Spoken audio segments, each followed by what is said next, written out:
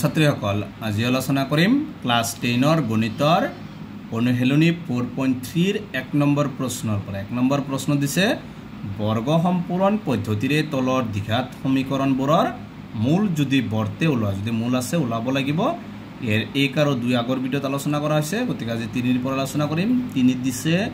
4x² + 4√3x + 3 = 0 সবা 4x² + 4√3x + 3 = 0 তোমালোকে এটো সূত্র তো জানোই ax² + bx + c = 0 ইয়াত আৰু b is not equal 0 ইয়াত x² Haque a x Haque b আৰু c টো হৈছে ধ্ৰুবক পদ তোমালোকে ইয়াত লিখি লবা ইয়াত a মানে কি x² হক 2 x² হক কি মানে আছে 4 b মানে কি x হক ইয়াত কি আছে 4√3 c মানে কি ধ্ৰুবক পদ যাৰ লগত চলক নাই কি আছে 3 ইয়াতে আছে আমাক কৈছে যদি মূল আছে তেতিয়া আমি বৰ্গ সম্পূৰণ পদ্ধতি ব্যৱহাৰ কৰিব লাগে তেতিয়া কেনেকৈ মূলটো ওলাব লাগিব তোমালোকে এই সূত্ৰটো ব্যৱহাৰ কৰিবা b² - 4ac এইটো b² - 4ac যদি মানটো 0 তকৈ ডাঙৰ হয় এটোৰ কি আছে বাস্তৱ মূল আছে b মানে কিমান 4√3² - 4 4ৰ লগত এটো কি হৈছে পূৰণ a মানে কিমান 4 * c মানে কিমান 3 4 স্কয়াৰ কৰিলে কিমান হ'ব 4 4 গুণ 16 4 লগত 3 টো পূৰণ হৈছে 3 টো দুইবাৰ √3 টো দুইবাৰ পূৰণ কৰিলে কি হ'ব 3 হ'ব কাৰণ √3 উঠি যায় 4 4 গুণ 16 16 3 গুণ 48 16 3 গুণ ইয়াত 48 - 48 48 এর পৰা 48 গলে 0 এটো কি 0 কৈ সমান বা ডাঙৰ হ'ব লাগিব 0 সমান আছে গতিকে এটোৰ কি আছে সমীকৰণটোৰ বাস্তৱ মূল আছে গতিকে এটো বৰ্গ সম্পূৰণ পদ্ধতিৰে সমাধান কৰিব লাগিব সমীকৰণটোৰ বাস্তৱ মূল আছে এটা লিখি দিবা বৰ্গ সম্পূৰণ পদ্ধতিত কি আছে 4x² + 4√3x + 3 = 0 সমীকৰণটো লিখি লবা ইয়াত চাবা x² হক ইয়াত কিমান আছে 4 আছে 4 ৰে গটাই কিটা কি কৰিবা তোমালোকে হৰণ কৰিবা ওপৰত লিখিবা 4x² কিৰে হৰণ কৰিবা 4 ৰে প্লাস 4√3x কিৰে হৰণ কৰিবা 4 ৰে প্লাস 3 কো কিৰে হৰণ কৰিব লাগিব 4 ৰে ইকুৱেল কি হ'ব 0 এটস a4 কেনসেল ইয়াত কি হ'ব x² প্লাস তো 4 কেনসেল কি হ'ব √3x ইয়াত চাবা এই প্লাস 3/4 আছে ইফালে নিলে কি হ'ব -3/4 ইয়াত এটো প্লাস আছে এটো এটা সূত্ৰত পেলাব লাগে যে a² যেটো প্লাস থাকে মাইনাস থাকিলে মাইনাসৰ সূত্ৰত পেলাবা a² + 2ab + b² এটো সূত্ৰত ভাঙিম চাবা বা √3 লগত 1/2 পূৰণ কৰিলে হ'ব তোমালোকে চাবা x² প্লাস সূত্ৰত আছে 2a a মানে x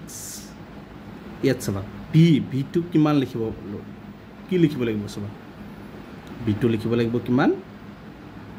√3/2 কাৰণ চাবা কিহৰ কাৰণে লিখছো এই √3 লগত যদি 1/2 এটা পূৰণ কৰো কি হ'ব √3 লগত √3 তলত কি হ'ব 2 √3/2 হৈছে বা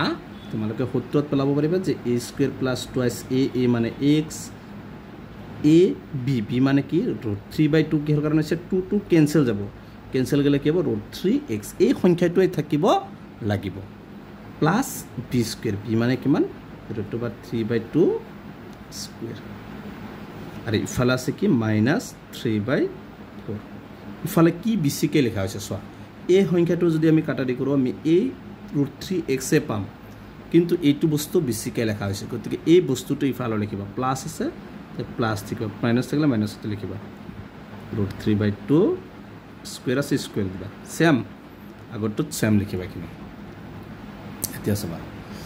এখিনি এটা সূত্ৰত পেলাইছো কি a² + 2ab + b² মানে a + b হোল স্কয়ার ইয়াত মানে x মানে a মানে x + b মানে √3/2 হোল স্কয়ার ইকুৱেল ফালে চাবা -3/4 প্লাস এই √3 টো দুইবাৰ পূৰণ কৰিলে কি হ'ব 3 হ'ব আৰু 2 দুইবাৰ পূৰণ কৰিলে কিমান হ'ব 4 হ'ব বা ইফালে সেম লিখিবা x plus √3/2 whole square equal লহাগুলো তোলা 4 আছে 4 হ'ব আৰু ওপৰত আছে -3 প্লাস 3 বা x plus √3/2 whole square equal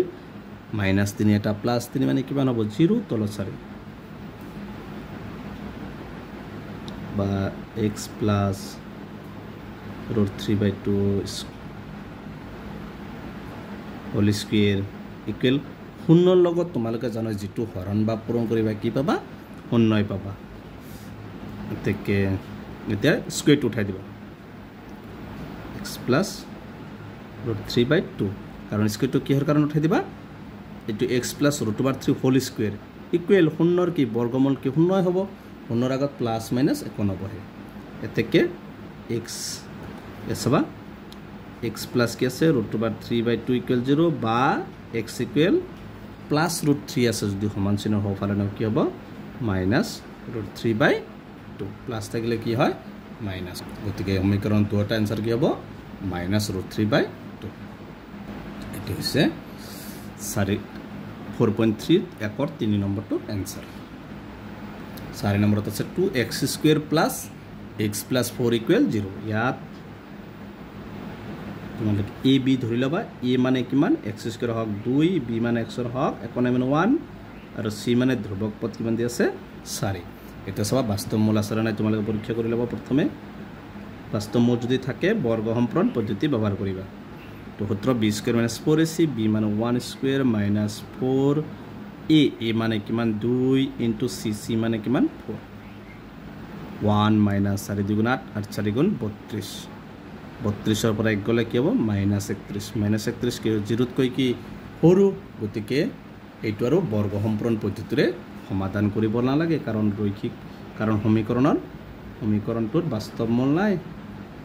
সমীকৰণটোৰ বাস্তৱ মূল নাই এইটো হৈছে তোৰ आंसर বা তোমালোকে লিখিলে সমীকৰণটোৰ মূল নাই এটো হৈছে 4 নম্বৰটো आंसर গতিকে এটো আৰু বৰ্গ সম্পূৰণ কৰিব নালাগে আজি ভিডিওটো এখিনি ইয়াৰ পিছৰ ভিডিওত 5 পৰা আলোচনা কৰিম ভিডিওটো লাইক কৰিবা চেনেলটো সাবস্ক্ৰাইব কৰিবা থ্যাংক ইউ